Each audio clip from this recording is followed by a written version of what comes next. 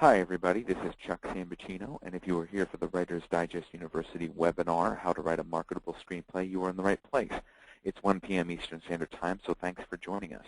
I am here just to tell you a little bit about how this works and how this is all going to happen. So thanks for joining us.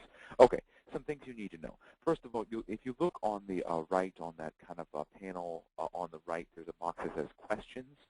So you see that box that says questions. That's where you're going to put in your questions for the instructor. So you want to submit them anytime during the presentation. What's going to happen is the webinar is going to happen, and there'll be explanation and things will be going on, and then at some point the instructor will stop whenever they like, and they will take questions. So you can submit your questions whenever you want. Also, if you're having any audio or technical problems, you can also talk to us through the questions box. So that's the way to submit questions about your screenplays and formatting questions, craft, things like that, the business, anything you want. The second thing to explain is you were all promised a critique as part of signing up for the webinar today, and that is, that is a nice addition to this. So the thing is you want to just basically submit those ASAP. You should have gotten instructions when you signed up on how to submit, and what happens is, what you need to know about this is this whole recording is archived. So if you do not want to take notes while we do this live, you do not have to, because as of next Wednesday, 6 days from now, on Wednesday, you will get an email explaining where the presentation is archived and how you can access it for up to 1 year. So that's the good news. If someone talks too fast or does something too quickly, you don't have to worry about taking any notes whatsoever. And you can wait till you see the archived version to turn in your critique. You want to turn it in ASAP. You can turn it in today, tomorrow, 3 days from now, a few days after you see the archive thing. And then from within 30 days of when you turn it in, it will be sent back to you with the critique. So that's the thing. And I'll repeat this stuff at the end. But basically, without further ado, let's get to our instructor. Jeanne Villette Bowman is a screenwriter. She has adapted the Pulitzer Prize-winning book Slavery by Another Name into a script. She co-wrote it with its author, a man who works for the Wall Street Journal. His name is Douglas Blackman. She is the co-founder and moderator of the Twitter screenwriter chat, Script Chat, which is actually quite a big social networking group on Twitter, and it's even received recognition from great places such as Script Magazine. So Jeanne will be talking to you today about how to write a marketable screenplay. Like I said, you can submit questions at any time. I would encourage you to submit them as she instructs, so that when she breaks in 30 minutes or so, she'll be ready to answer your questions. Jeanne, are you on the line? Yes, I am, Chuck. All right. If you're ready, you just speak loudly and take it away. Excellent. I am definitely ready. Thank you, everybody, for joining us today. I'm really excited to share all the things that I have learned on this journey of screenwriting. Chuck already did a great job of introducing me and letting it, oops, I went too fast, sorry, about my qualifications and what I've done. And I started off at Cornell University Hotel School.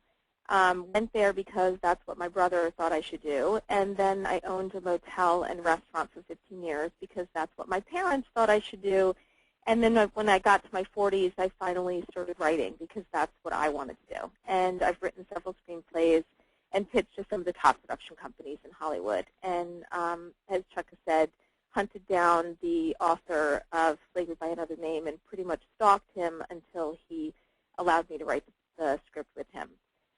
Script Chat is something it is really exciting. We're getting a lot of exposure, and it's a great way to meet other screenwriters and to get that support that we all need as writers. Chuck already explained how this whole thing works. I'm going to discuss my process of writing from concept to completion and all the things I've learned along the way to help myself write marketable scripts and to get my work read and to get people requesting my work, which is what we all want. I've got a lot of information to cover, so I'm probably going to take the bulk of the questions at the end so I can get through everything. But don't worry, as the time progresses, every question will get answered, either today or you'll get an email with all my answers on it. So you'll get everything, all your questions answered. What is Hollywood buying? This is the million-dollar question we all want to know. And it's important to remember that while this is an art. While writing is an art and film is an art, this really is a business first and foremost.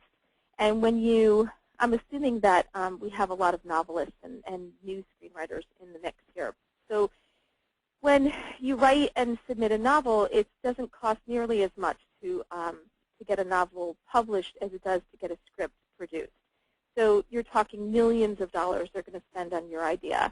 So it's important that they feel really confident and they love it and they believe that they can make that money back and get those people sitting in the seats of the theater. So this really is a business and certainly not something you need to take personally when rejection happens, because it happens a lot in this industry, much more so in the novel world.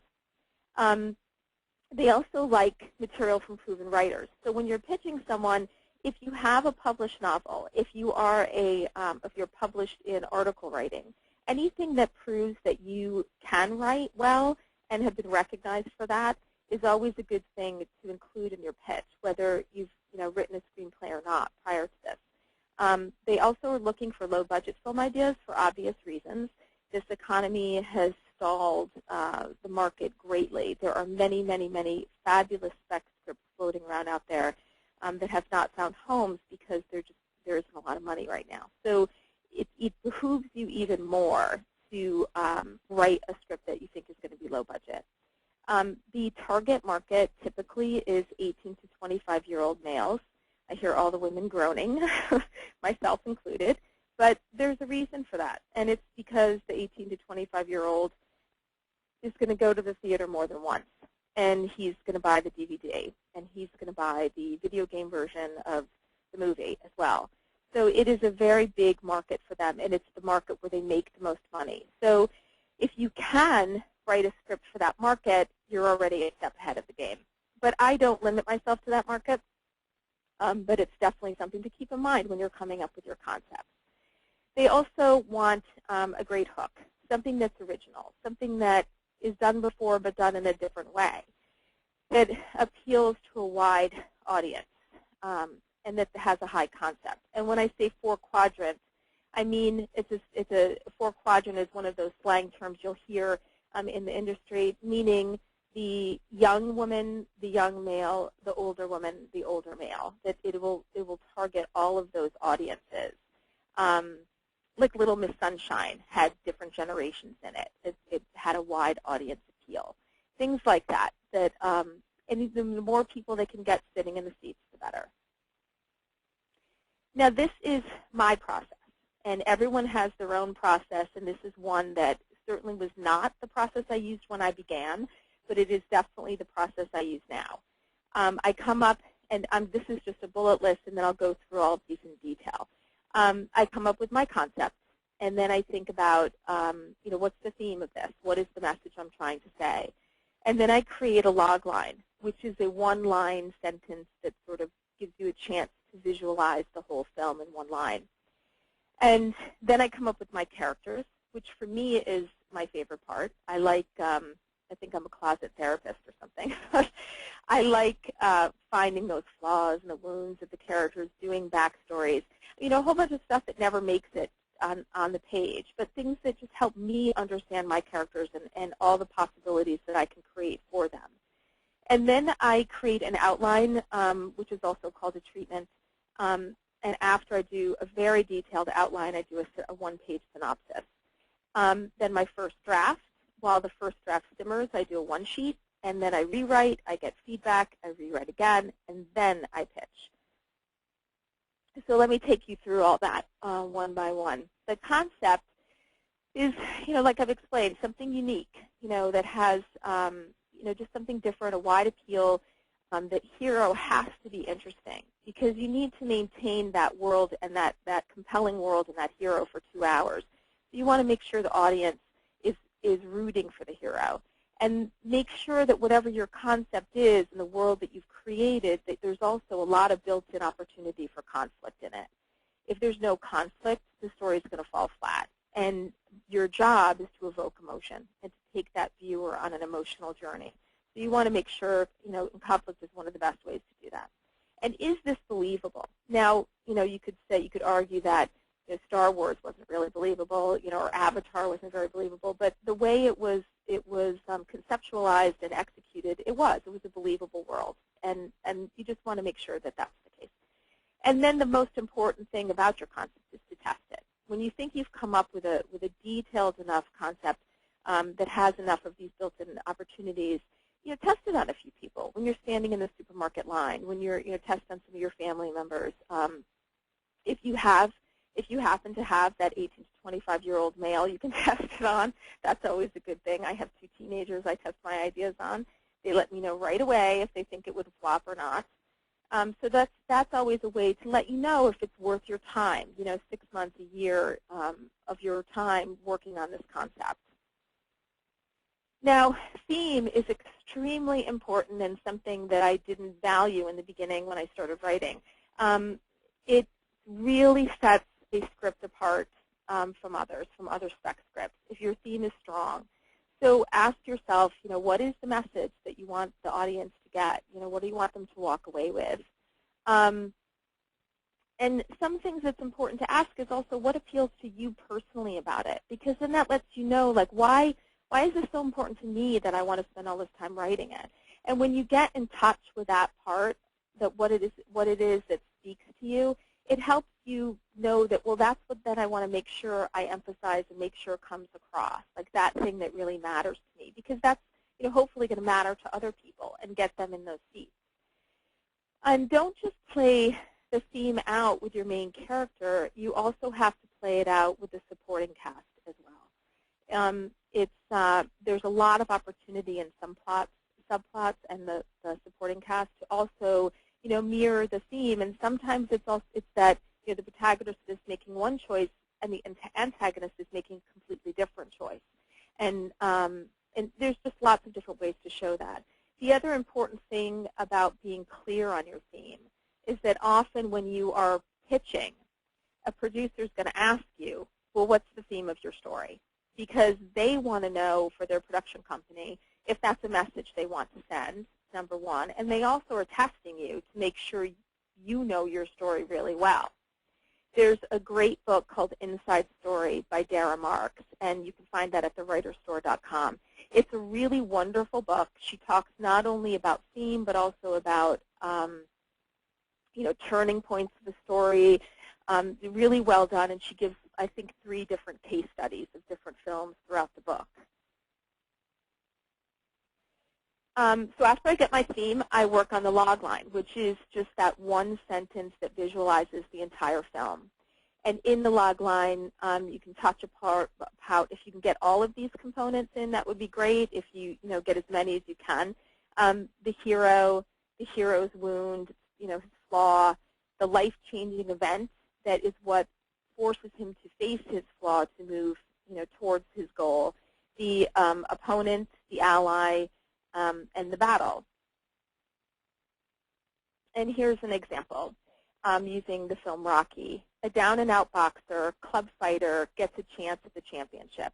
You immediately know that he's, this down-and-out boxer. You immediately can visualize him as a scrappy club fighter, and he's going to get his big break. So, it lets you visualize what the film is going to be. Now, this is possibly one of my favorite finds in the last couple of years, is the diagnostic logline. It's a tool that I use. I came across this at a Creative Screenwriting Expo a few years ago, and it's just sort of like it's a tool that helps you build that foundation of your story, to sort of test it, to see if there's enough potential in this concept that will make it work as a story. And you kind of just fill in the blanks with your own, your own ideas. A hero with a flaw, living in enabling circumstances, experiences a life-changing event instigated by his opponent that forces him to choose between his flaw and the opportunity. Then, with the help of a qualified ally, he overcomes his flaw in time to confront the opponent in the third act. And if you're one of those people who doesn't like outlining, this is like a little mini outline of the bullet points of what you've got to hit. So there's value in that as well. And for example, using the same Rocky scenario. A boxer with a loser mentality is offered a chance by the world champion to fight for the title, but with the help of his lover, must learn to see himself as a winner before he can step into the ring. So we already know what his wound is, and we know what he has to overcome, and that makes him a more interesting character because you know that there's not just his opponent in the ring is not his biggest obstacle. He himself is his biggest obstacle. You're already pulled into the hero. So you know now when you look at that diagnostic logline that you absolutely have enough to tell a story. Now you get to write the characters and create them. And your goal as a screenwriter is to attract A-list actors. Because not only you're going to need actors to play these roles, you want the production company looking at your script to say, wow, I can get some great talent to play this. And it's not just the star of the film that you want great talent for. You want all of the actors to be as rich as possible. Even those little small parts, try to put golden nuggets into them that make an actor want to play them. Because even those small roles can still win them awards and get them recognition. Your protagonist should be sympathetic. And when I say that, I don't mean that they should be this, perfect person or a little wounded bird or something, but just, make them rich enough and layered enough that they're interesting, and give them flaws, make them complex. And it's important too to make sure that their outer goal is clear, and that their goal and their journey towards that outer goal is an active goal. Nobody wants a passive protagonist. It's pretty boring to watch. You want people to be rooting for him. And, I'll give you an example of a recent film. Eat, Pray, Love made a great book, but not such a great film. And the reason it didn't work as a film for a lot of critics, and myself included, is the protagonist was very passive. Things happened to her. She was watching. She was observing. It wasn't so much, that she was taking this huge active role. So that's a good example of how things in a novel translate differently on the screen. On the screen, you really want somebody active. And when you think about their flaw, it's that flaw that keeps them from achieving their goal. It's almost like they're in denial of it. It's something that they're clinging and holding on to in their past. It could be something that happened in their childhood or something that happened within the last year. But it's something that keeps them from achieving their goals and keeps them sort of stuck in this place. And so part of that character, if you don't give them a flaw, they're not going to be able to evolve, and you're not going to have that character development. So you got to make sure you really plant them with a believable flaw. Your antagonist usually ends up being the writer's favorite character. I know it is for me. I always try to make them rich with layers and not cliche. One of my favorite antagonists is the military leader in Schindler's List of the concentration camp, Goss. And when they did such a wonderful job of making him evil and horrible, and just there's nothing redeemable about him. But then he interacts with Schindler, and you see this human side of him. And then when he has this woman he takes as a lover, even though he beats her and he's horrible to her, there's still, you can see, it allows the audience to see, have a glimpse of humanity of him. And it made him a more interesting character and attracted a great actor. And just made it richer for the audience to watch. And then there's always the sidekick, which is usually somebody that mirrors, like a mirror for the hero, someone who helps him recognize his flaws and get past them. Sometimes they have to blatantly point them out to the protagonist. But also, the sidekick is a person they can have a conversation with, which allows for exposition. Like when you think of When Harry Met Sally, when she's, Carrie Fisher's character was like her sidekick, someone she could say these things out loud that you can't, because you can't crawl into a person's head on screen the way you can in a novel. So we give them a sidekick so they have somebody to talk to so we can get into their head. And then there's the romantic character, which typically has flaws of their own. Now the next thing I do is outline. And outlining is, it's like my favorite thing and my least favorite thing. I love having an outline, but I hate creating an outline. So this is sort of that part of the project I usually stall for a few days, and then I just finally dive in and do it. And I found that what works best for me is brainstorming a whole list of possible conflicts that can happen, because conflicts are the things that are so important in a film. And if it's a comedy, I also make a list of ideas for humorous possibilities. The reality is that the audience now is so savvy, and they're so trained for a certain flow of a film. Whether they realize it or not, they have an expectation of certain turning points and certain things that are going to happen, and to make the rise and fall of their emotion. And that's the whole point, so is to get them to evoke emotion while they're sitting in the seats. So first I fill in those big major beats, and then I add in some of the details. And really what you're trying to accomplish in the outline and in the whole script is the two different journeys that a hero has. One being their inner journey, which is getting past their flaw, and the other being the outer journey, which is that outer goal you're rooting for, for him to get the Holy Grail or whatever it is that he's going for. And there is possibly one of the best resources I have found for really understanding this and crawling into characters' heads and understanding how you can use plot points as also points to develop your character, is The Hero's Two Journeys. It's a DVD by Michael Haig and Christopher Volger. I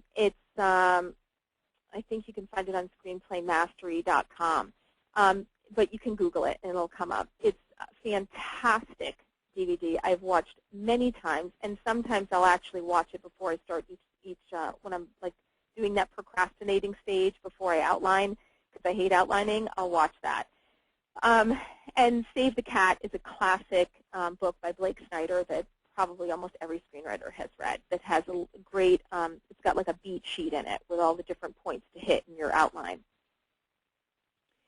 Act 1 is your setup, where you're basically setting up the world of the film. And you're going to introduce the main character and ask yourself when you're deciding when to start the film, why is this moment the right one to start the story? If you're starting it with the character on the park bench, why there? So just to sort of check yourself and see if maybe there's a better place to start your story. The inciting incident usually is about 10%. That's that event that sort of makes it clear what the goal of the protagonist is going to be. It kind of changes his world, rocks his world so that he has to take some sort of action. They say standard is like 10% to have it happen. For me, I like to have my inciting incident as quickly as I can. I want to grab them by the throat so that they already are in the story. They know where it's going. I cannot stand it when I'm sitting in a film and it's 15 minutes in and I'm sitting there asking myself, what am I rooting for? That it distracts me. It pulls me out of the film. And when I'm reading scripts, it pulls me out of the script too. If I'm 15 pages in and I have no idea where the story is going, it makes me want to put it down. And you don't ever want to make a producer want to put your script down.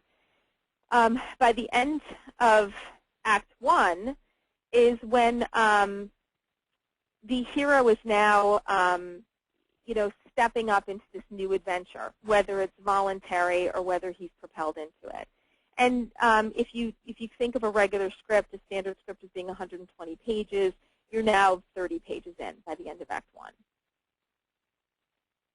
Act 2 is where you set up all the conflicts and the connections of characters and really show their flaws well. If you haven't already established those, that they should definitely be established in Act 1, but this is where you show their resistance to getting past their flaws.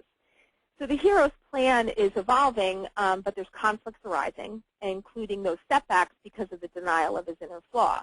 Because if he knew that he had this inner flaw and he was willing to let go of it, there would be no conflict. So you've got to show resistance to him letting go of that. So this is that stage where there's one step forward and two steps back. And I always try to ask myself, what is the worst thing that can happen to my hero? And because the rule is that a character is defined by the choices he makes under pressure.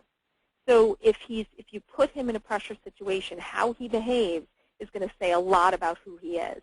And especially how he behaves before he's addressed his flaw is going to say a lot about the choices he makes after he's addressed his flaw.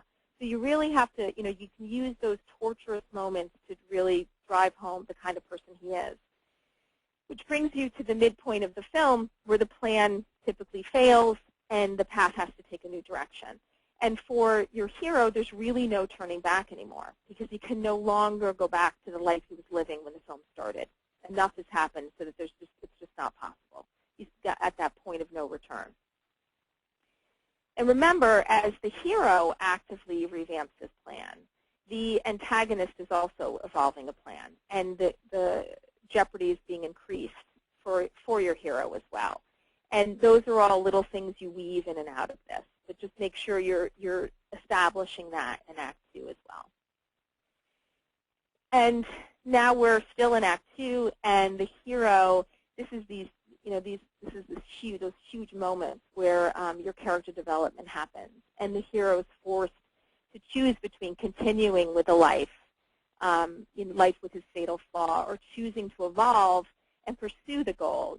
And it's almost this moment, this action, this thing that happens in your script is almost always going to be instigated by the opponent, and it's essential for your character development. Because in life, if something's not broken, we're not going to fix it. We're going to keep acting the same way we've been acting over and over and over and over and over again. And just like in life, people need failures to force them to evolve. It's like that, those moments when you're on the bathroom floor, I call them, where everything has gone wrong, and you realize if I don't change, my life is going to keep going like this, and I cannot live like this any longer. And so it forces you to change. And so use that, create those moments for your character. So by the end of Act 2 is that long, daunting 60 pages. So there's a lot of conflict you've got to come up with, during that time. So that brainstorming list that you created in the beginning, use a lot of those points filling in Act 2.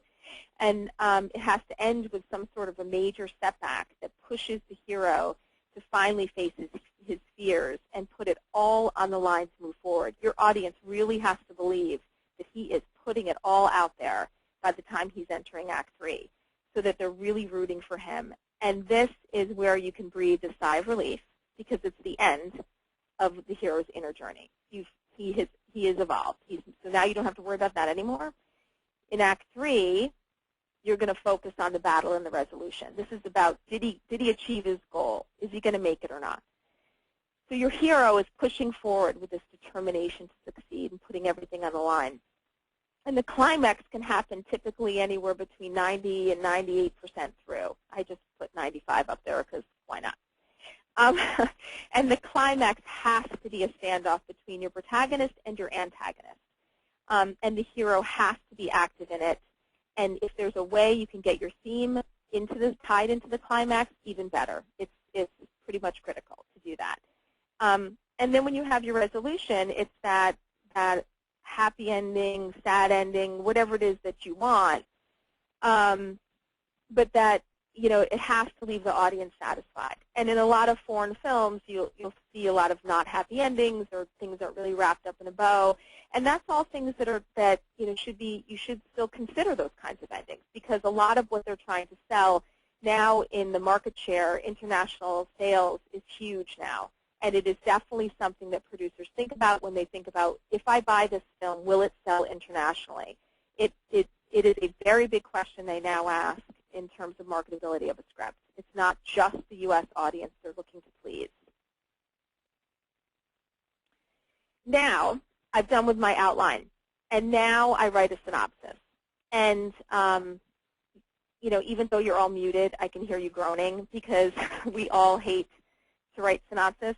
But I discovered this trick when I was applying to Sundance Screenwriters Lab, because I was required to submit a synopsis along with the first 5 pages of the script. And so, I did it, and it's a 1-page description of your story, and single-spaced.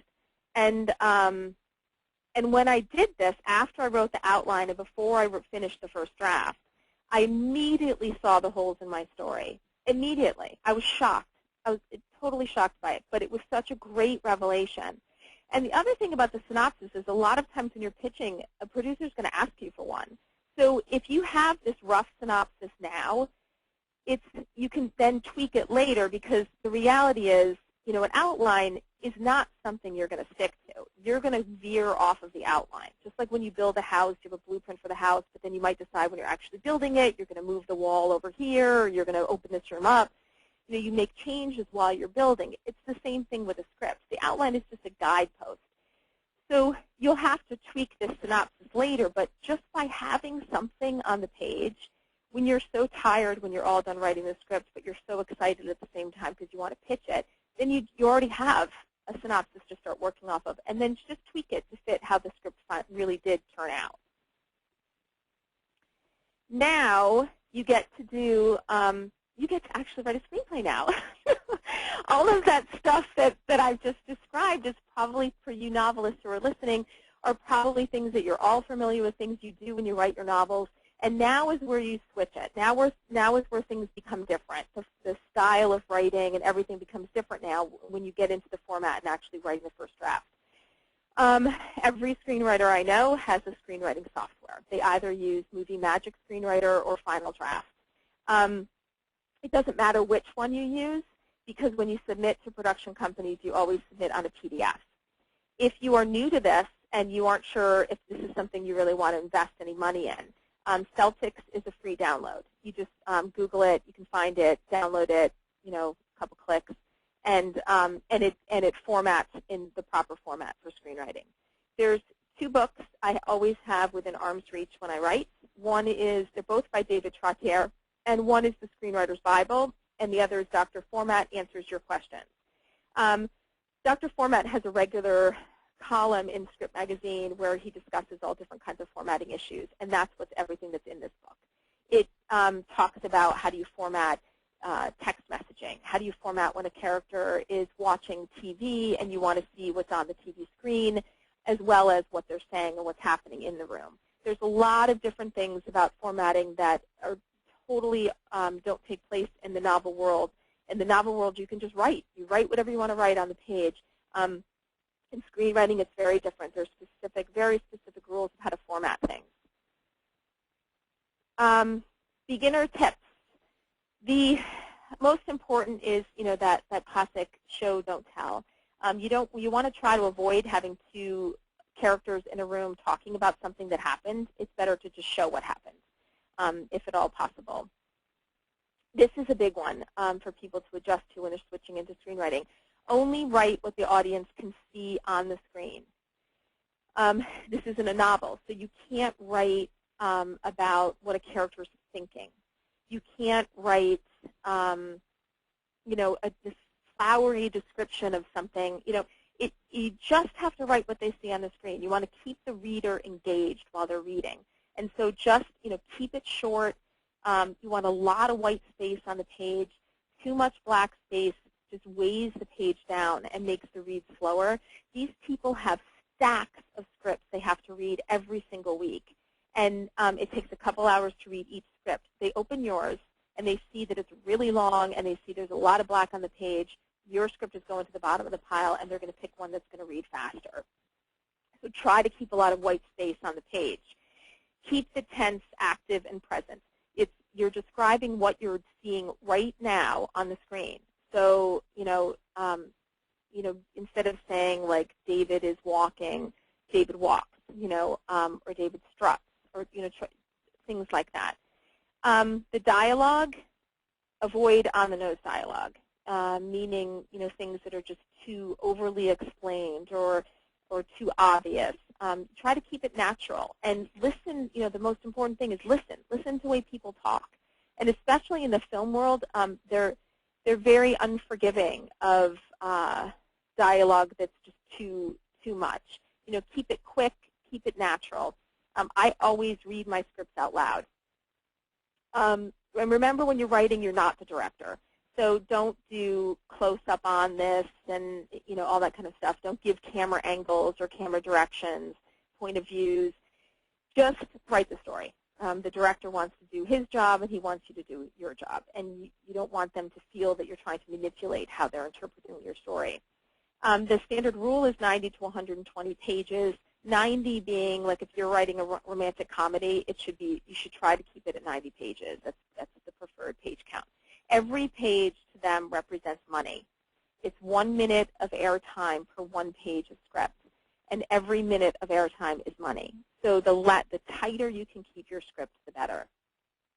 They'll also, when they read the script, the first thing they do is go to the back page and look and see how many pages it is. If it's over 120, it's a red flag to them that you don't know what you're doing. Now you get to write the first draft. When I do my outlining, I get so detailed in my outlining that I literally have slug lines and then a paragraph description of the purpose of each scene. So when the first thing I do is import all of that into my software, and the beautiful part about that is I'm never looking at a blank page. And the whole point of the first draft is really just to vomit it out. Just get everything on page. So don't worry about all the stuff that I just told you to worry about, the dialogue, the flowery prose, or the page count. That you'll address in the rewrites. Just get the whole story out, the purpose of the story, every scene out, so you know which of these scenes works, which doesn't, which you can get rid of and whatnot. And what I always like to do is just to keep myself in practice as a writer for hire, I'd like to set goals for myself. I work really well under pressure, and so I take the total number of scenes, and then I figure out how many days it is that, how many weeks I want as a goal to write the first draft. And then I divide that out and see how many scenes I have to write per day. I usually end up with like 2 scenes a day. And that keeps me on track and keeps me focused and gives me a daily goal and a weekly goal. And that works well for me. And it's a good practice to get into, because if you end up being a writer for hire, they are going to give you deadlines, and you are going to have to work under pressure. So you might as well get used to doing that. When my first draft is done, then I like to let it simmer for a while. And like as Stephen King says in his book on writing, which is excellent if you haven't read it, I think he usually lets it sit 4 to 6 weeks. I can never wait that long, so I let it sit too. And while it's sitting, I work on my one sheet. And your one sheet is the thing that you're going to need when you go to sell to producers. When you're pitching in person, you give your pitch, you leave them with a one sheet. The one sheet has your contact information, the title of the film, a log line, and then a short blurb about the story, because you want to entice them to request a full read. And what I usually do is, depending on what the genre is, I'll go to a video store, I'll look at the blurbs on the back of DVDs for that genre, get a feel for what it is that would make me want to rent this DVD. And then that's what I craft. Sometimes you can craft that from that synopsis that you originally wrote before you wrote the first draft. If you are the kind of writer who has a hard time cutting things out, then I would actually craft the blurb from that diagnostic logline tool that I gave you, and then build that up instead. And I should mention, by the way, when you're going through all of these slides, when you get that link next week to the webinar, just pause the slides so you can, if you want to write down that diagnostic thing, you just pause the slide and you can write it down. Now, all of that information has to fit on one page, which is why it's called the one sheet. Now, rewriting is really important. Writing is all about the rewriting, as we know. And the first draft, don't even show this to your mother. I mean, really, the first draft, nobody should look at this first draft. I've seen the biggest mistake I ever made as a writer, as a screenwriter, was putting my work out too early, especially my very first script and my very first draft. I ended up blowing a huge connection I had at Lionsgate. I was working with a writing partner at the time, and she was really anxious to get it out there. So we sent it out too early, and definitely not a smart thing at all. But live and learn. So now I've learned, and I'm trying to help you with that. But so what you want to do with the first draft is, now that you've got your one sheet done, you're ready to look at it again, and you've got some fresh eyes. So you're going to ask yourself some questions when you're reading it yourself. And that is, is your hero in an interesting world? Are his goals, clear? And have you tortured him enough? Is he active enough? People have a tendency to protect their hero on the first draft and to really keep him safe in this little, cushion.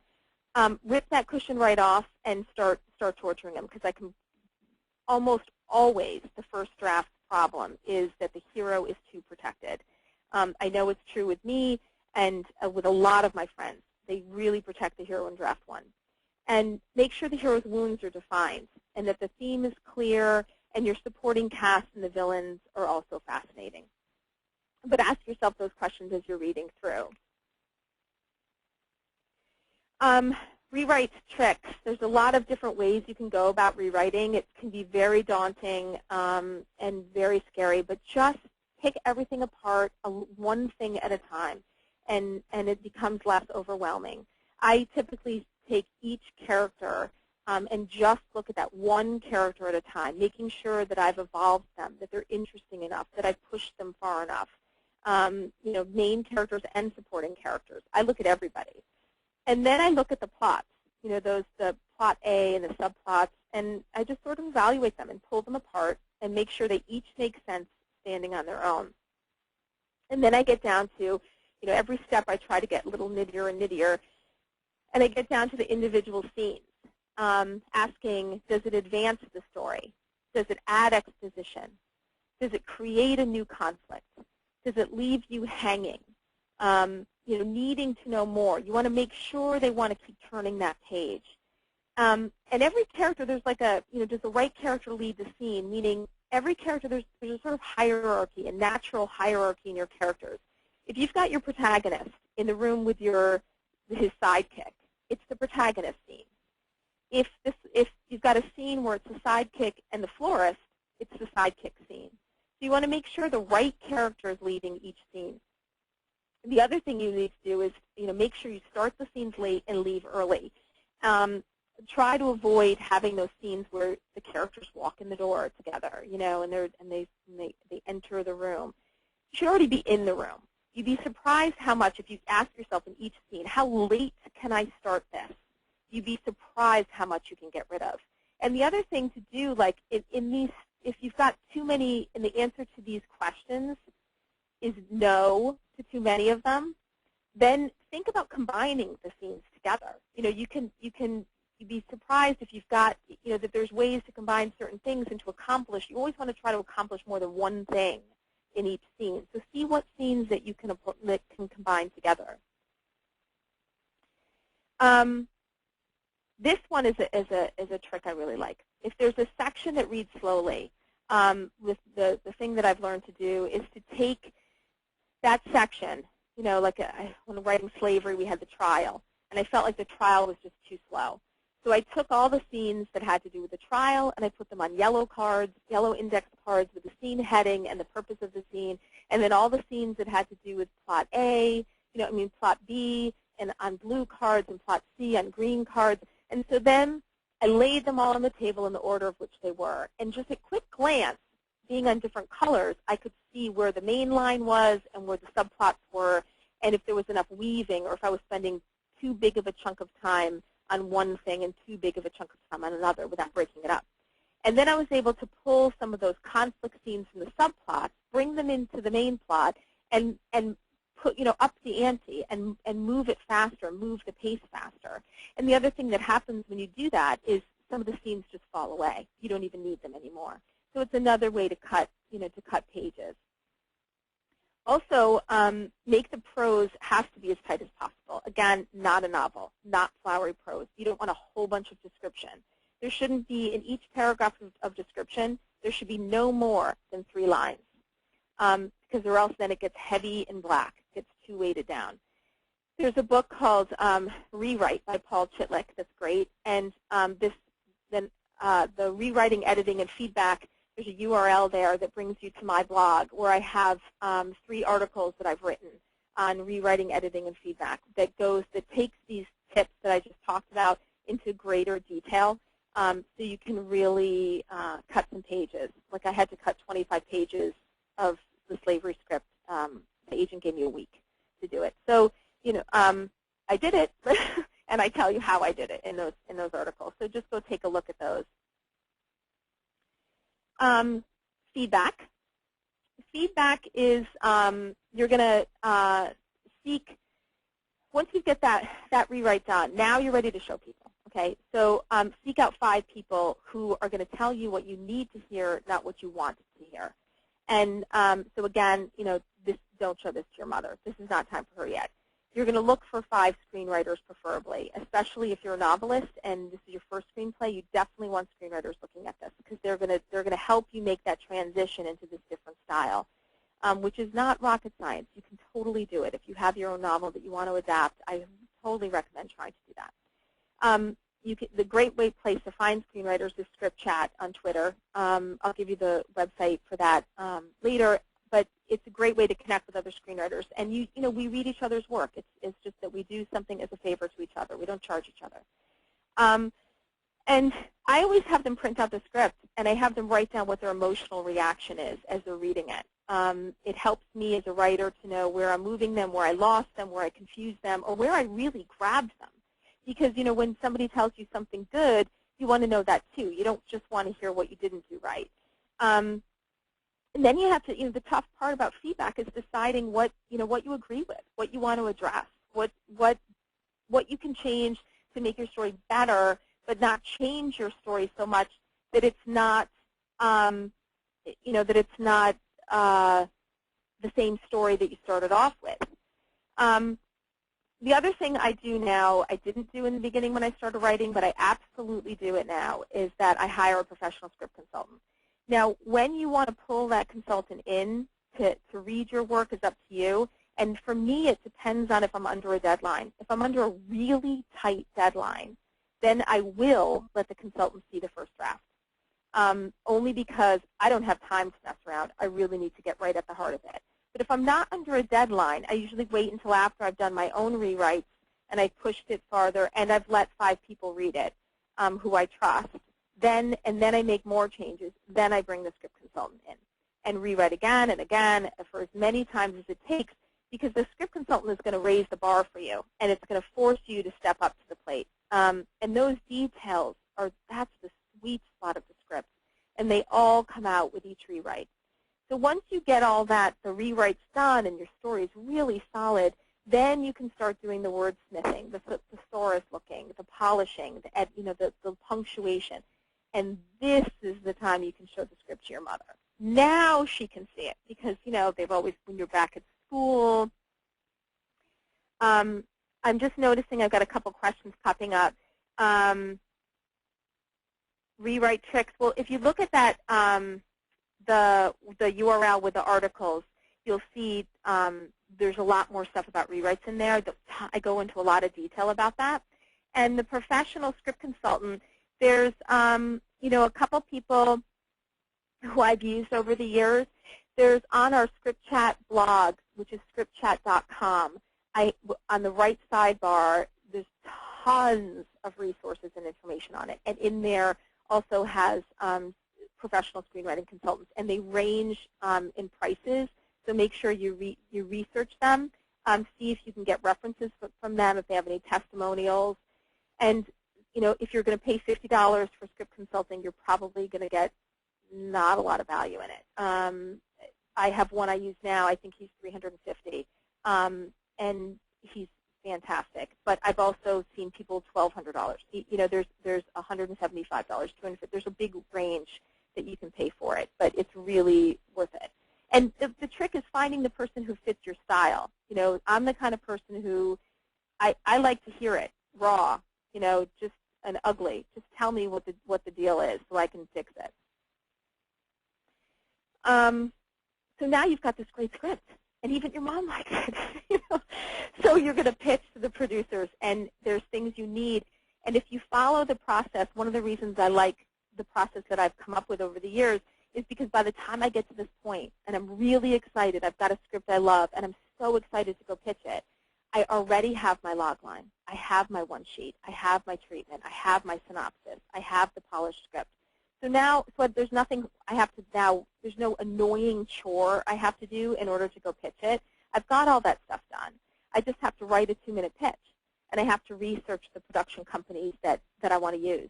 And it's really important to research them because you want to make sure that you pick the right company that has the right fit for your script, for your genre, for your style. But also it's important to research them to find out if they've had any flops lately. Because if they have had a string of failed box office films, they're not going to have any money to buy your script. They're going to be using scripts that they already have on their shelves that they've already purchased in the past. Because believe me, they purchase a lot more scripts than they ever make. So you definitely have to make sure you do that. There's a book called Selling Your Story in 60 Seconds by Michael Haig, and it's a great book on learning how to pitch to Hollywood. And you really want to have a pitch that's between 60 seconds and 2 minutes. The Hollywood Creative Directory is a book, and they also have an online version, and I would recommend the online version because it's more up to date. And it's got tons of production companies, managers, and agents in there, contact information, everything you need to know about those companies to know if they're a good fit for you. Great American Pitch Fest and Creative Screenwriting Expo are 2 live events. There are more than just those 2. Faden has one. Inktip now has Inktip Summit where you can go live. Again, on the Script Chat blog, I have a whole list of resources on pitching. And the Great American Pitch Fest is my favorite because you pay one flat price and you get to pitch as many production companies as you can in the 7 hours that they're open. They've got 100 production companies, managers, and agents sitting in a ballroom on tables marked 1 to 100. And you're outside of the ballroom in a line and for the right production company because you've researched it, and a cowbell rings. And you run to the table, you sit down, you shake their hand, you give your 2-minute pitch, and then you have a total of 5 minutes with them. So you want to have a short pitch so that you have time to have a discussion with them about your script. They can ask you questions, and also so they can get a feel for you, because you're somebody they might want to work with. I like Great American Pitch Fest because it's a one flat fee. Creative Screenwriting Expo makes you pay per pitch, so that's not as appealing to me, but this Creative Screenwriting Expo has a ton of fantastic classes to go to, which Great American Pitch Fest does too the day before the event. They have all these free classes. It's a really good bang. Great American Pitch Fest is a very good bang for your buck, and you get great access. And no, I don't get any kickbacks from them. I just happen to really like them. Inktip and Virtual Pitch Fest are ways that you can pitch online. And you pay per pitch, I believe. Inktip, I think you pay for 6 months to be listed, and Virtual Pitch Fest, you pay per pitch. But in Virtual Pitch Fest, once you pitch a company, they are required to respond to you within 5 days of whether they want full submission or not, which is fantastic because you don't have to do all that follow-up with them. They have to respond. Always protect your work before you pitch it and submit it to anybody. Writers Guild of America is the typical way for screenwriters to protect their work. You can also copyright it, but Writers Guild is more commonplace for a screenwriter to do. Sometimes they'll ask for your WGA registration number. Do not put it on the cover, on the title page of your script. It looks unprofessional to do that. If they want the number, they will ask for the number. Sometimes it's standard for them to have you sign a release form before they'll read your work. And typically on the release form, there is a line for your WGA number. Very easy to do online. Again, the link to do that is on the Script Chat blog, scriptchat.com.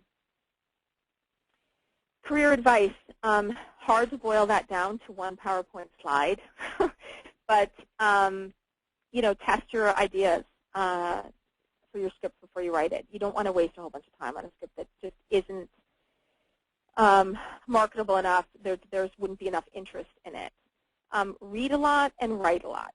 Cannot emphasize this enough. Read a lot of scripts before you write your first script. You'll get a feel for the style. You'll get a feel for that white page look that I'm talking about. Get in the habit of thinking right now that your script is not your baby. This is really important because you sort of have to ask yourself, what is your goal in screenwriting? I mean, are you looking to just adapt the novel that you've written? Are you looking to really forge this industry and be a professional screenwriter long-term? If that's the case, you're going to do your spec script is what's going to get you in the door. It may never get sold, but it's a writing sample. So it's going to let them know what you can do as a writer. And if you become a writer for hire, you cannot get emotionally attached to your scripts because you're writing scripts that aren't your idea. You're writing somebody else's idea. And you know, sometimes your baby is, as much as it is your baby, sometimes your baby is ugly. And when somebody tells you that, if you're thinking of it as your baby, you're going to get wounded, and it's going to hurt your feelings. And you really need to have a thick veneer in this industry. There is a lot of rejection. So if you just get in the habit of not being so guarded and protective over it, it will really help you in the long run, because your script is a canvas that a lot of other people are going to paint on in order to make it into this beautiful masterpiece that's on screen. You're going to have a director painting on it, the producers painting on it, the actors painting on it, literally the set crew, you know, and the photographer, the casting director, the costumers, everyone, and the editor. I mean, everybody wants to have their own little mark on your territory. So again, if you're not thinking of it as your baby, you're more open to that collaborative process. If you are a control freak, this is an industry that is going to kill you. It'll be so hard for you to survive in this. If you really want that kind of control, write a novel. It's not going to happen in this industry. Everybody has an opinion, and everyone's going to want to leave their mark on your script. Perseverance and patience is incredibly important. Cannot stress that enough. I mean, you'll be pushed and pushed and pushed to write by such and such a deadline, and then they'll sit on your script for 3 months. You know, so you've got to just learn patience, and that this is a business, and these people are in it to make money. They're not in it to make art. A lot of, you know, they want to think that they are, but they really aren't. They're in it to make money. Do not pitch your first script at all until you've written 3. And I say that for multiple reasons. One is that your first script probably isn't going to be good and probably should just sit in a drawer and never see the light of day. And that's okay. You know, it's all part of the learning process. I have a script that I won't even read again because I'm confident it's terrible. And you know, everybody has that script, but it's all part of the process. You learn something from it, and you know when to say when on a script, and when to just push it to the side and say this isn't going anywhere. I need to write something else. And there's no failure in that. But if you have more than one script, when you're sitting with a producer and he says, well, what else have you got? If you say nothing, he's going to immediately think this is their first and only script, and this isn't going to be good, so I'm not going to request it. And he's just going to shake your hand and send you on your way. Also, if you have other scripts, it lets them know that this isn't just a hobby, that you're serious about this. This is something you want as a profession. So I try to recommend to people that they don't pitch without 3 scripts. If you're really dying to, 2, but really got to have at least 2. Because this is all about building relationships, so you really have to leave your ego behind. And I'll give you an example. I met a producer 3 years ago at the Expo, and he passed on the script, read it, didn't like it, but you know, we had such an amicable relationship, and you know, I was very gracious about his passing, and he was gracious about passing it. And we ended up developing a social network relationship, and he's one of the people who founded Script Chat with me. I see another question, and it's not, do you juggle building? I can't really see the whole question, and I'm not sure how to open that up. I've got it. Oh, here it goes. Okay, sorry. Forgive me on this. Do you juggle building, writing more than one script at a time? Is this advisable? I do. I try to have one, because I hate outlining, I try to have at least one that I've started outlining so that I don't have to have that daunting, I have to start outlining the script when I'm done with this other one. It is always good to have more than one thing that you're writing at a time. Okay, and online education and resources, there, Writer's Digest did not give me a kickback for putting them first. I put them first because I have been taking these webinars on your side for years. It's you know, while a lot of their information at Writer's Digest is geared towards novelists and nonfiction writers, there's so much information that applies to any craft of storytelling and writing the synopsis and all of that, all great stuff. They have really great resources. Screenwriting U, I'm actually taking the Pro Series with them right now. It's a 6-month intense screenwriting class. They get a great ranking from Script Magazine. I think they're ranked as the #1 online screenwriting school. The Story Department is another one. They also have great, Story Department has great articles. UCLA, you can take classes online. ScriptChat.com is the Twitter ScriptChat blog that I run. That I have tons of resources on there. I run it with 4 other people, and we're always updating it and trying to get the best information. We have transcripts of all of the chats that are on there. We have produced screenwriters coming to our chats, industry professionals. Pilar Alessandra is going to be guesting, I think, in January. She's a big story consultant. The 2 magazines that most screenwriters get are Script Magazine and Creative Screenwriting Magazine. Variety is also a trade magazine that you can get online that a lot of people subscribe to. I don't subscribe to it because it's expensive, but it doesn't mean I won't at some point. When I get to a different point, maybe I want to do that. But IMDb Pro is something I do subscribe to. You can get IMDb for free, just imdb.com, but there's a pro version of it that you pay, and I can't remember what it is. I want to say $79 a year or something. But you can get access to the budgets of films, the contact information for stars, for production companies, for managers, names of people, how much the film cost and how much it brought in the box office. So it's a really good way of letting you know if a company might be in financial trouble or you don't want to pitch to them. So that, to me, is of value. There's so many. The reality is there's so many things for screenwriters that just take your money, that just gouge you of money, and in my opinion, take advantage of the new screenwriter. So that was one of the reasons we wanted to do Script Chat, because it's free, and it's just about writers supporting writers, and we're all in this boat together. I'm going to come back to this Stay in Touch screen because I know we're running short on time, but I want to quickly show you a couple of the things that people sent me, and just so I can give you a demonstration of that, the white on the page that I'm talking about. I'm going to pull those up. Let me start with this one, because this is more of a formatting thing that I wanted to show you. The what's in black is oh, good. We still have time. Okay, sorry. What's in black is the word submitted, and then if you see this, this is there's like 1, 2, 3, 4, 5, 6, 6.5 lines, and really I broke it up into 2, and when you get this and you're reading it, you can pause it, and then you can read it more thoroughly and see what I'm saying. Where when you first introduce a character, and in this case his name is Nathan, if you look at the red underneath it, that's my typing. Nathan's, the character's name should be capitalized, and then you always want to put like an age next to it. It's a style thing. I use parentheticals to do the age. And the only reason on here why I kept in, typically you don't necessarily want to write in what a character is wearing, because like you would in a novel, because it's just not necessary, unless what they're wearing is fundamental to the story. And in this case it is. These people just got married. They're literally just coming from their wedding.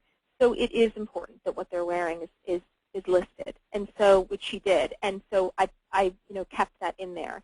And there's just too much, the way it's written now, there's just too much prose, and it needs to be tightened. And that's the sort of thing you'll see as you look down, where I just take things out, because it's not necessary. You only want to write what you can see on the screen. And like this one paragraph, if you look under Nathan's second, if you look right here under Nathan's second dialogue, it says, Grace is still laughing. Grace laughs. I mean, that's all you need to do. It's not this beautiful prose that you can get in novel writing. And then I just wanted to show you this, because there's a scene, it's a rape scene, and she's going back and forth between the rape and the husband who is in the kitchen, not unaware that the rape is happening. So there's a cut to, cut to, cut to. Cut to is more of an old-fashioned thing that used to be done, and it's also not the way you should format it. So I wanted to just show you, and I understand the goal was to just to keep the pace going and to not drag it down with slug lines.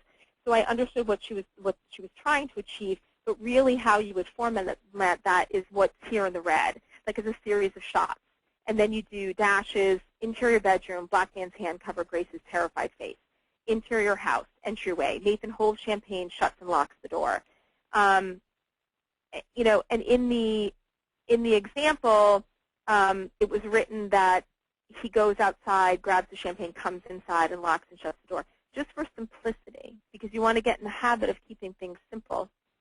Oh, and they're just telling me to maximize the screen. I don't know if you can see this better. Is that better? Sorry. And then it helps you just keep things as simple as possible, and also, you know, saves the budget. If you can keep him from having to show him outside the front door and inside the front door, if you could just keep him inside the front door with a bottle of champagne, we saw him put the bottle of champagne down already. So our mind already knows that he must have gone out there to get it. He's got it in his hand.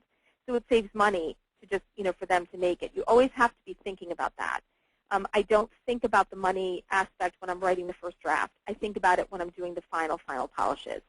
Like I had a scene where the character was being dunked underwater, his head, and I changed it because any water scene is expensive. They have to dry the whole character off, the actor off. If they have to do a retake, they have to dry the surfaces of everything off. It's very expensive to do water scenes. So like when I did the rewrite, I took that out. Let's see, let me show you another example. And again, let me make this bigger. This is, I just wanted to show you this. The basic things, oh, it's still delayed. Okay, hold on. And basically, you know, again, just trying to show what what it looks like with a heavy black on the page. And here, the red is my writing, and the black is the writing that was on there. So when just scrolling down, you know, you see this, like here, you see a lot of black that really weighs the page down. So you want to break those up so each paragraph is no more than like 3 sentences. And like right here, it's introduced with her name, Mary, and the first time somebody's on screen, you always capitalize their name and then give them an age. And like right here, I crossed off dark hair and attractive, dressed in jeans and a sweatshirt. I crossed it off because unless jeans and a sweatshirt are important to that character, to define her, it's not necessary. And in reading it, I didn't think it was really necessary. And dark-haired, you try not to, unless she started off the film blonde and purposely dyed her hair black because she's on the run and you want them to know that she's changed her identity, that's different. But if you're just describing who the person is, it's best not to do that because it limits the casting directors' chances of who they can get. They already stick somebody. You don't want them to have any kind of image in their head. You want them to be open to cast anyone in that role as possible. And so that's what I wanted to show you about that. And then here was another one. And I know there might be a little bit delay, so I'm going to just talk while waiting for it to load. And I wanted to show you this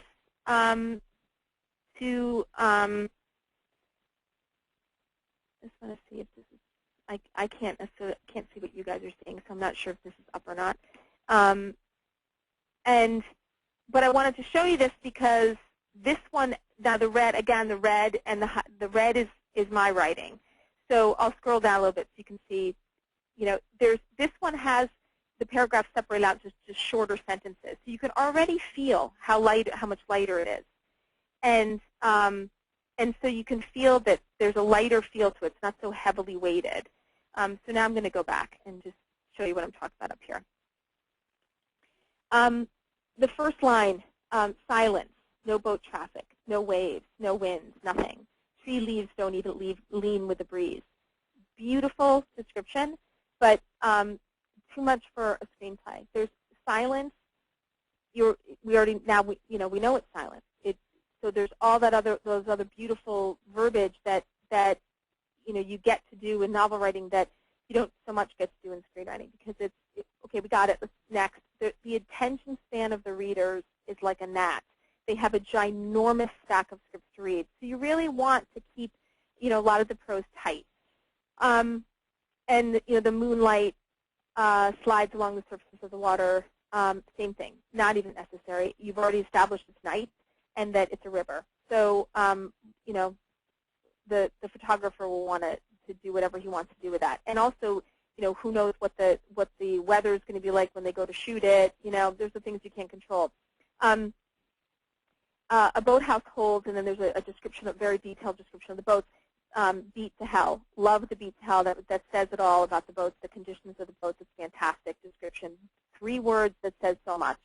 And that's the perfect example of how you can get like a whole bunch of description just right down to 3 words that really is clear and to the point. But the problem with this line is they've got 3 boats, very detailed of what year they are, what brands they are. The producer, when he reads this, is going to be thinking it's going to distract him. It's going to pull him from the page because he's going to say, "Oh my God, how am I going to find those boats?"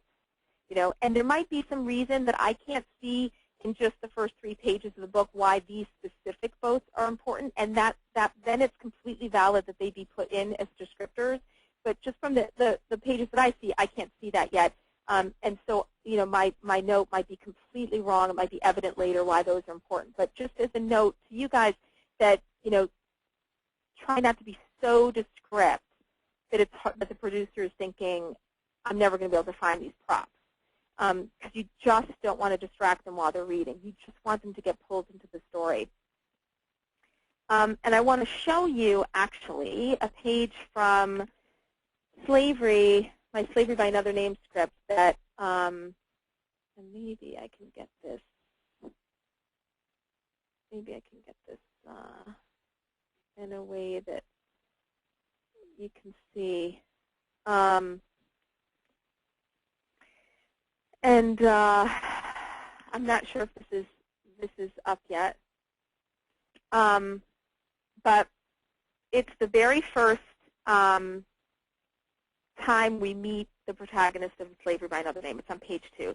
The first page starts with a flashback to the ending of the Civil War, and so this second page is immediately you go 40 years forward, and we meet the protagonist.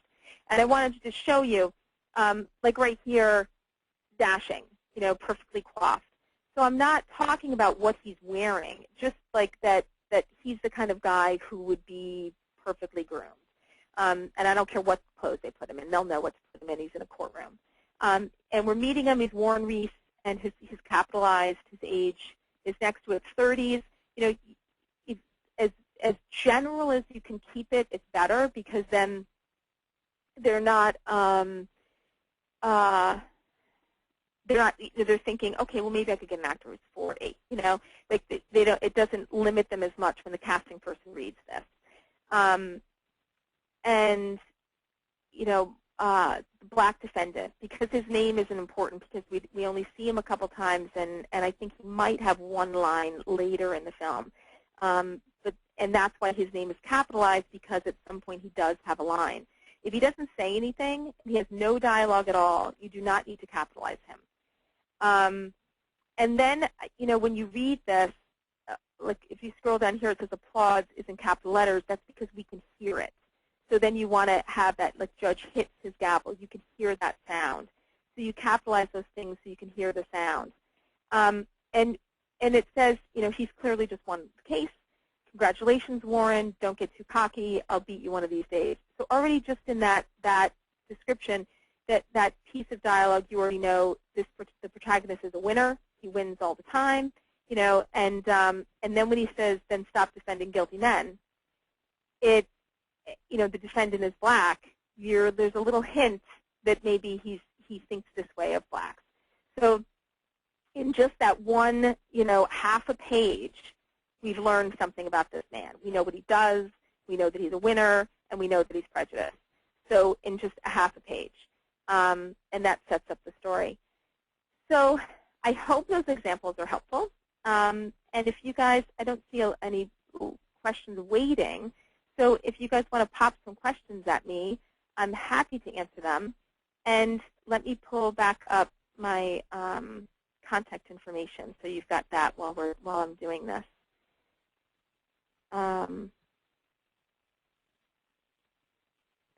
Okay. I sometimes find that characters are fighting me through scenes in Act 2, and it's hard to write them. Do you advise to battle through until you finish the first draft, then look at the characters later, or should it be addressed quickly?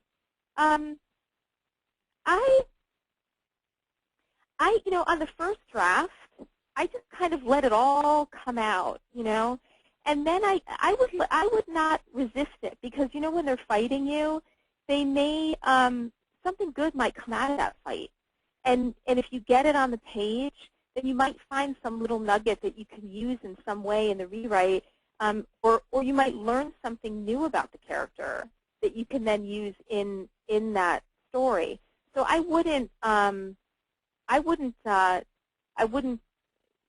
suppress that. Fight them. Have a good knockdown drag out with them and see what comes, and then you can address it in the rewrite. I hope that answered your question. Oh, and someone said they learned a lot. Thank you very much. And also remember, if you've got, now to stay in touch with me, I am known as the Twitter Pimp Angel. I like to connect people on Twitter. I like to help people.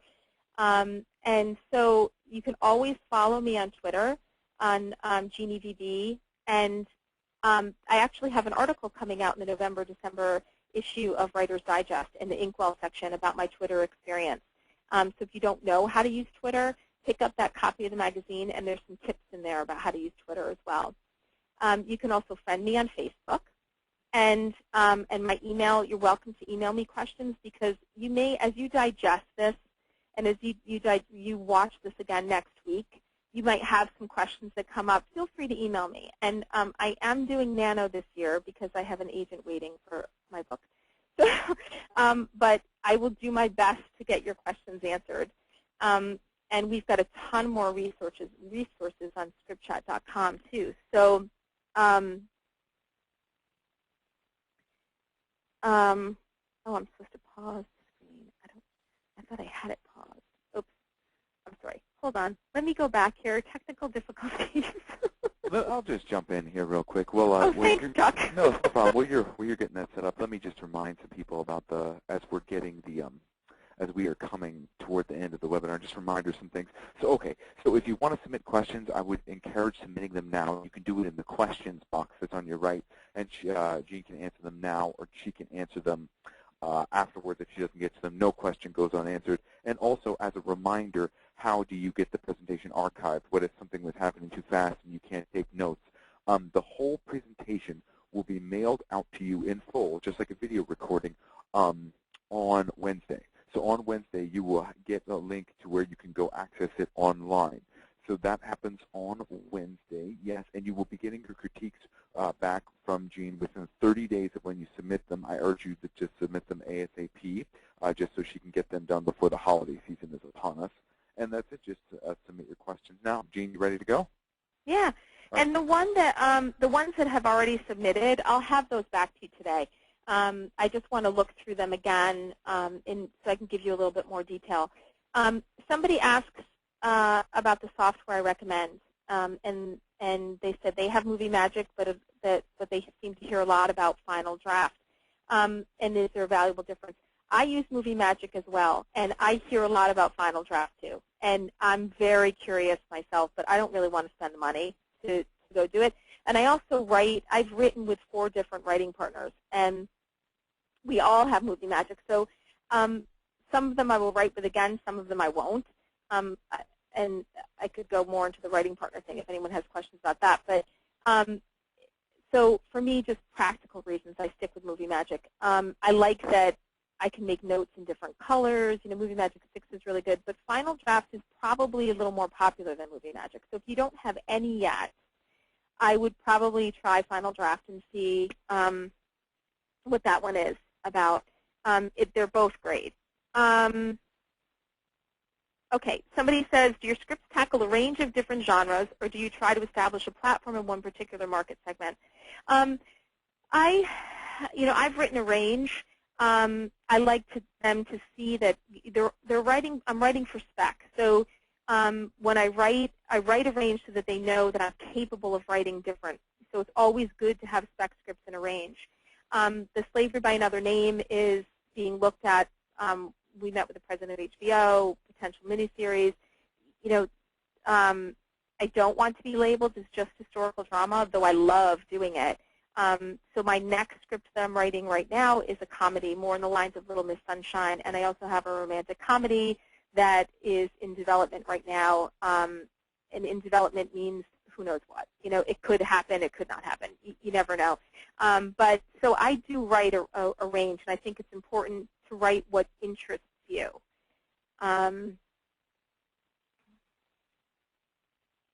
What movies do you recommend for viewing to really get a sense of the hero's journey? Gladiator is a great one. Rocky. I know it's an old one, but you can really get that, him getting into that ring was about him not being a nobody anymore. And that was what his journey was. That is a really great one to look at. I wish I had had time to do a script, like analysis of a script for you guys, but there wasn't enough time to really dig into that. Has anyone ever had, that you're aware of, their first script produced?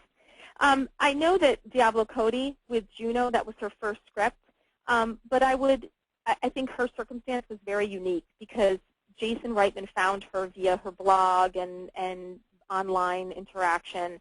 And so he was very much, she started writing that after he said to her, you need to write a script. And so he was involved in that.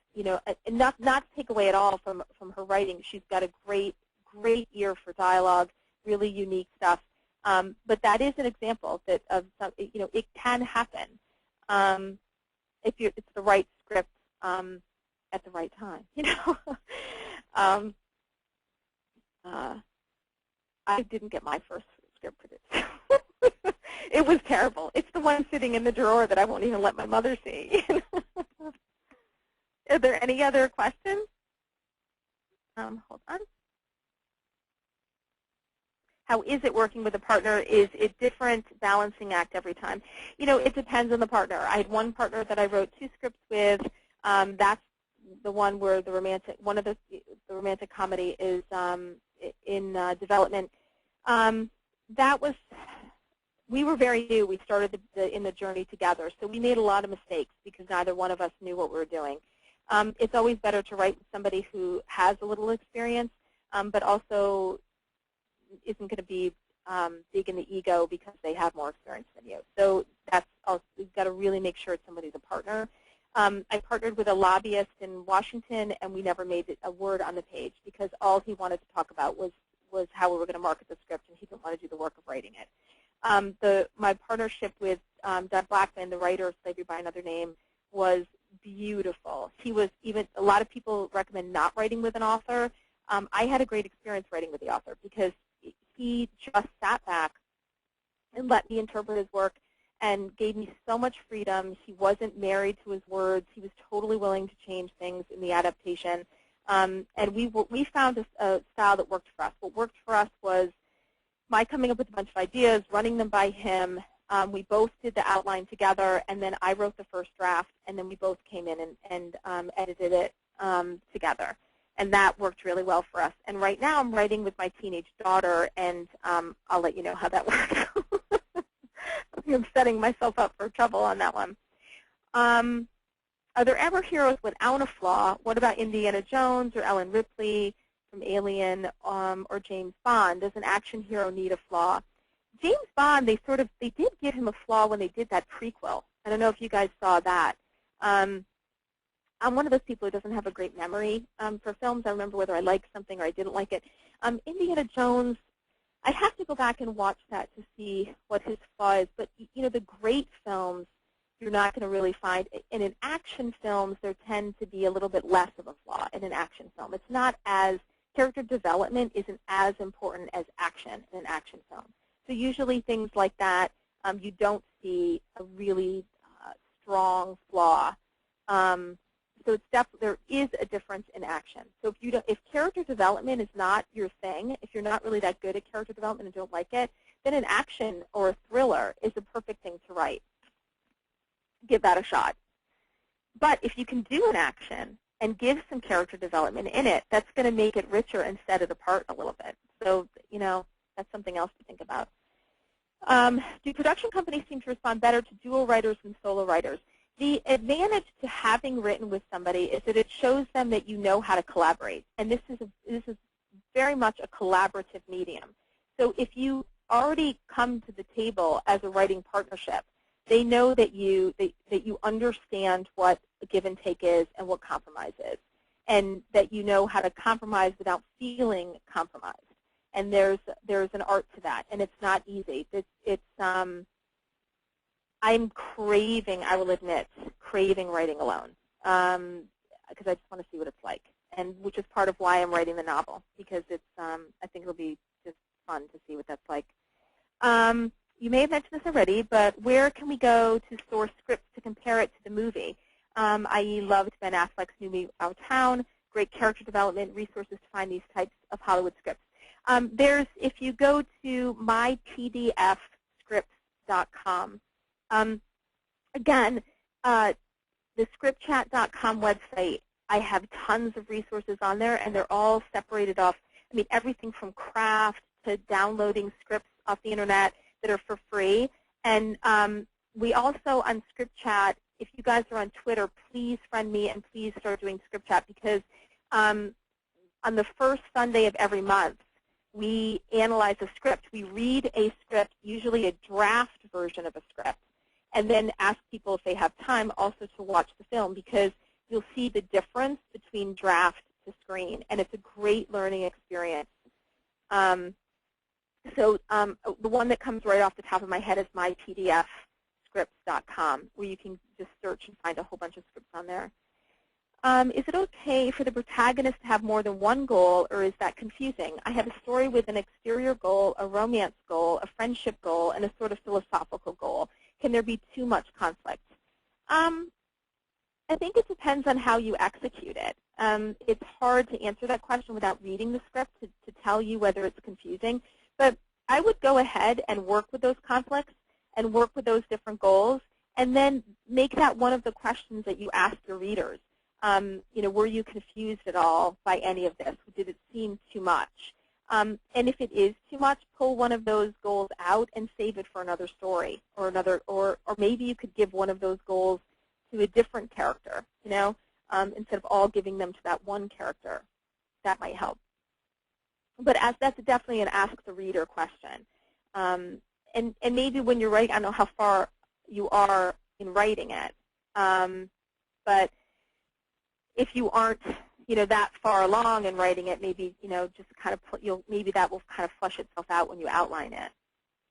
I was wondering how you keep up your passion for writing. What drives you each project? Thank you so much. This is awesome. Thank you very much. Awesome to be here. For me, it's sort of I don't know what else I would do if I didn't write. It's just there are definitely some projects. Here's the thing about keeping up your passion for writing. If you are in a writing partnership and you're writing a project that was your writing partner's idea and your writing partner's passion, then it's very easy to get burnt out with a project and not to have the passion to push through it and not to care when it comes to the rewrite stage. That's probably one of the big drawbacks of a writing partner. Usually one of you will feel more passionately about the project than the other. And that happened to me, and it was exhausting towards the end, and I didn't really care if I ever saw the script again. And not that there was anything wrong with it, it just wasn't my passion, that I was interested in. And so for me, when I did Slavery, that was a real passion project for me, and clearly a passion project for the author, too. It took him 7 years to write the book. So that drove me through unbelievable. I mean, I absolutely got my black belt in screenwriting, writing that script. It was the most intense experience I've ever had. But it now, I just won't write something unless I'm passionate about it. So if you have a script that you started and you kind of lose your passion, it's okay to put it aside. There's some scripts that just, it's just not their time. And, even if you are passionate about it, you finish it, it's great, and you've been pushing it and pushing it and pitching it for years along with your other work. Keep writing other things. Never stop. Never stop to say, okay, I've got to sell this script before I can start the next one. Just please don't do that. Just keep writing and stockpile a whole bunch of spec scripts, because there might be one you don't sell for 10 years, but you'll come up because the timing wasn't right, and then all of a sudden the timing will be right. So just, I would just recommend that, if you're not feeling it, if you're in the middle of writing something and you're just not feeling it, it's better to put it aside and start something else and come back to it when maybe you're at a different place in your life and it might speak to you again, if that makes any sense. Let me jump in here real quick. We are at the end of our 90 minutes. So let me cut you off, Jeanne. Is there anything else you want to add real quick here at the end? No, just feel free to talk to me and stay in touch, and I look forward to seeing you guys on Script Chat. Yeah, so basically, Jeanne, like she said, she'll get back to you with your critiques and everything. For all our attendees listening in, thank you so much for just being here today. These webinars started last year in 2009. They've been very successful, and we're just having a lot of fun. So if you're interested in signing up for other ones, we don't have screenwriting ones very often, which is why Jeanne's appearance here is very special. But next week, I believe, we're having one on memoir writing. And the following week, we're having one on legal issues and life rights and things like that. So, yeah, she will get back to you with your critiques. You will have access to this presentation in an email that comes out on Wednesday. Please be patient. And I'm certain you'll see Jeanne on Twitter and on Script Chat, and she can get around to, answering any lingering questions that you think of later. Excellent. Thank you, everybody, so much for coming. It was such a delight. Yes, thank you, everybody.